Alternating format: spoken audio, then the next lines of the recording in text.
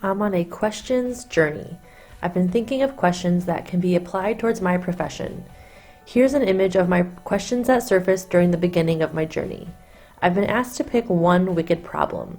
This wicked problem has no definitive solution or definition, and while attempting to solve it, new questions or issues will likely surface.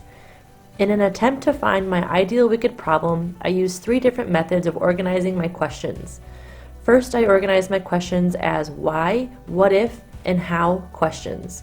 This problem-solving process is a sequential method suggested in the book A More Beautiful Question by Warren Berger.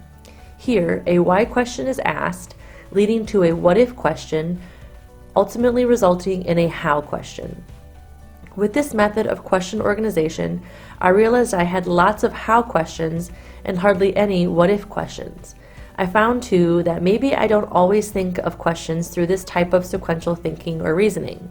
But this method did help to weed out many questions, leaving 2 potential sequences of questions.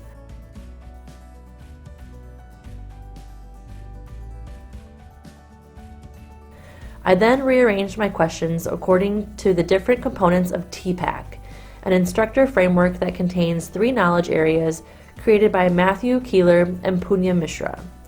Here I divided questions that fell into 3 knowledge areas of technology, content, and pedagogy.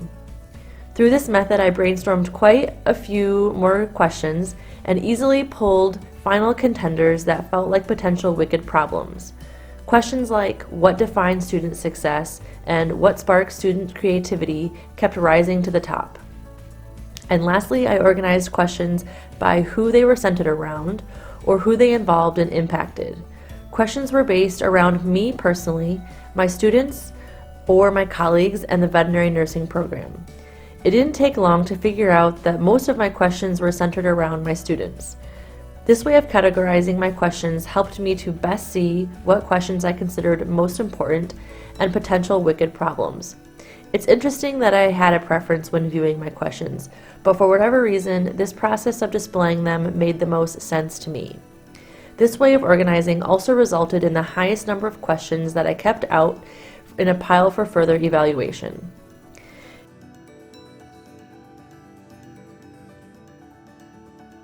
It was then necessary to combine all the contenders from the 3 categories of organization. I considered what questions were seen more than once, like what sparks student creativity, and what questions just resonated most with me. Through this process, I was finally able to narrow down my question options to 5 potential wicked problems.